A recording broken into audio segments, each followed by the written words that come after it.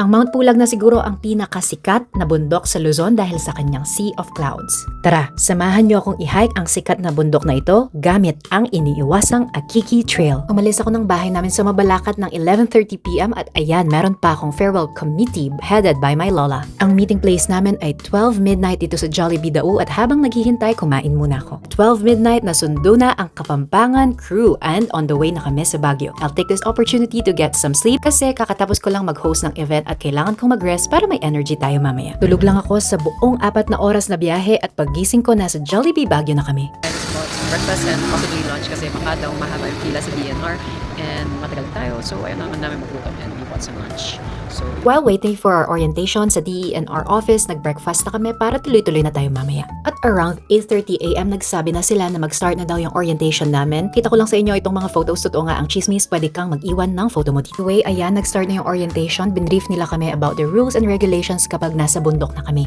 Ang organizer natin for today's Mount Pulag hike is Sir Jervinson of Travel Buddies PH21. May paraffle pa sila ng Amazfit smartwatch at talaga namang napakaswerte ng nanalo. After ng orientation, diretso na ang bus number 5 sa Ranger Station kung saan mag-start ang hike. this is me before hiking Pulag! Akiki! Umpisa pa lang ng journey, nako, natikman na agad namin ang Anli Ascent. Dito sa Ranger Station, nag-final orientation lang si Sir Jervinson for last-minute reminders. Ang dami rin sa mga kasama namin, ang hiking enthusiasts at vloggers. Hi sir! So pinapalo pa siya na matagal na. We are coming for you! Woo! Let's start the trek.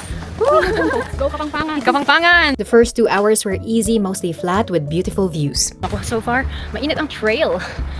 I did my best para i-minimize ang lahat ng dadalhin ko. Ito lang ang bag ko from Columbia Sportswear Philippines. Pinaporter ko na ang tent and sleeping bag dahil alam ko unlimited ascent ang Akiki Trail. Pakita ko sa inyo ano yung laman.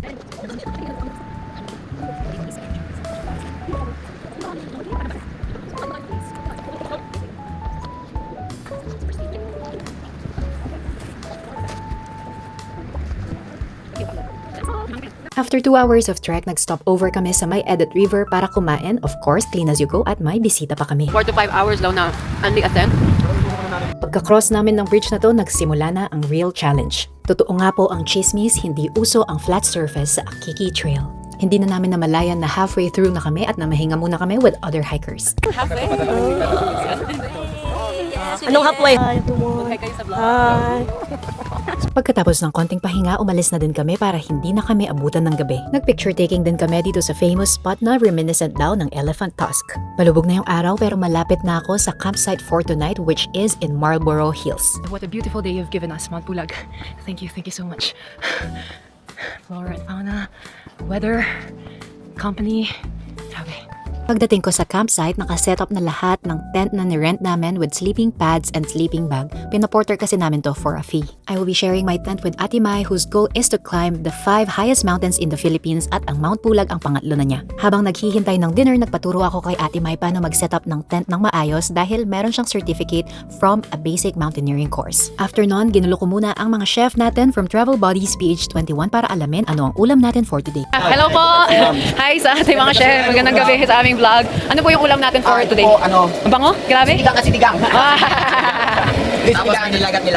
nilaga. Sila yung nauna na dito kasi sinet up pa nila. Baka baboy o Finally, dinner na at blockbuster na ang pila. Merong 65 hikers na sumama sa Akiki Trail for today kaya malaking group talaga kami. Gusto ko lang i-shoutout yung mga chef natin kanina kasi napakasarap po talaga ng pagkain. Yung sinigang hanggang ngayon napapanaginipan ko pa. Aside sa masarap yung pagkain, pwede ka pang bumalik for second round kung nabitin ka sa pagkain mo. Kaya shoutout din po sa head organizer ng Travel Buddies PH na si Sir Jervinson. Out sa Travel Buddies PH21 kasi hindi kami tinipid sa pagkain. Talagang daming pagkain. Tapos may fruit salad pa. Diba? Ang hirap. Salad sa bukid. Ang hirap mag-prepare dito sa bundok pero ginawa nila talaga. Sama na yun.